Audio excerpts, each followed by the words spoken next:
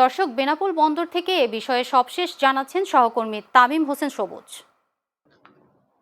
আপনি জানেন যে দেশের বৃহত্তম স্থলবন্দর বেনাপোল স্থলবন্দর।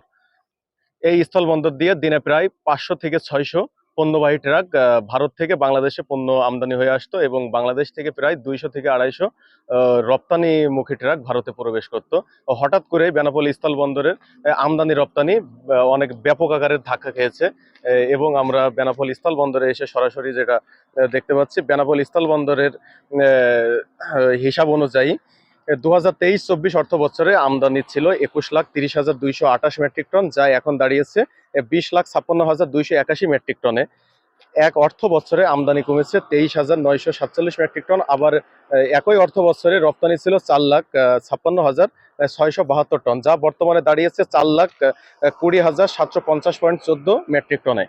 রপ্তানি হ্রাস পেয়েছে 35,921.86 মেট্রিক টন। ব্যবসায়ীরা জানান, প্রতিদিন যেখানে আগে বন্দর দিয়ে গড়ে 500 থেকে 600 পণ্যবাহী ট্রাক আসতো, তা কমে এখন নেমে এসেছে 200 থেকে 250-র নিচে।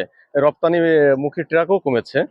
বন্দরের রিপোর্ট অনুযায়ী 2024-25 অর্থ বছরে আমদানিকৃত পণ্যবাহী মোট ট্রাকের সংখ্যা ছিল 1,32,430টি এবং রপ্তানিমুখ ট্রাক ছিল 47,309টি। বিশেষ করে এপ্রিল থেকে জুন পর্যন্ত বাণিজ্যের বড় ধস নেমেছে।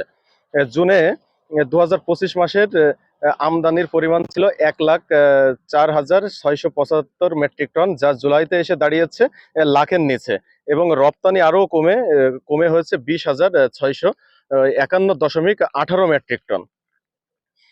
এ পথে 2024-25 অর্থ বছরে আমদানি রপ্তানির পণ্যের মধ্যে ছিল শিল্প কলকারখানার কাঁচামাল, তৈরি পোশাক, গার্মেন্টস, শিশু খাদ্য, মাছ, কেমিক্যাল, মোটর পার্টস, কসমেটিক সহ বিভিন্ন ধরনের পণ্য। এবং এর মধ্যে উচ্চ শুল্ক আরোপের পণ্য আমদানি কমে গেছে। অপরদিকে রপ্তানি পণ্যের মধ্যেও ছিল পাটের তৈরি পণ্য, তৈরি পোশাক, কেমিক্যাল, বসুন্ধরা টিস্যু, মেলামাইন, মাছ ও উল্লেখযোগ্য। কিন্তু ভারত সরকারের বিধিনিষেধের কারণে পূর্বের তুলনায় বর্তমানে তা শূন্যের কোঠায় নেমে এসেছে। আমরা বেনাপোল স্থলবন্দরের আমদানি রপ্তানি সমিতির সভাপতি ও সাধারণ সম্পাদক তাদের সাথে কথা বলে জানতে পেরেছি, এই বন্দর দিয়ে ভারত থেকে বাংলাদেশের সিংহভাগ বাণিজ্য কিন্তু চলতো।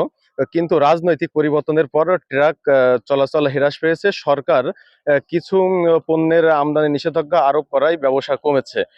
আমরা বেনাপোল স্থলবন্দরের যে পরিচালক আছে শামীম হোসেন রেজা, তার সাথে আমরা কথা বলে জানতে পেরেছি যে আগে যেখানে 500 থেকে 600 পণ্যবাহী ট্রাক বেনাপোল স্থলবন্দরে প্রবেশ করত, এখন কিন্তু সেটি নেমে 200 কি 250 কি 220-30 এর ভিতরেই কিন্তু নেমে এসেছে।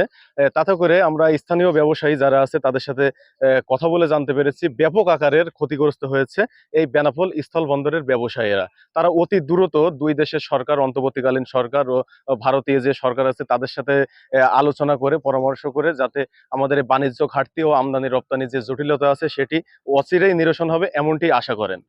এই ছিল বেনাপোল স্থলবন্দর থেকে সর্বশেষ।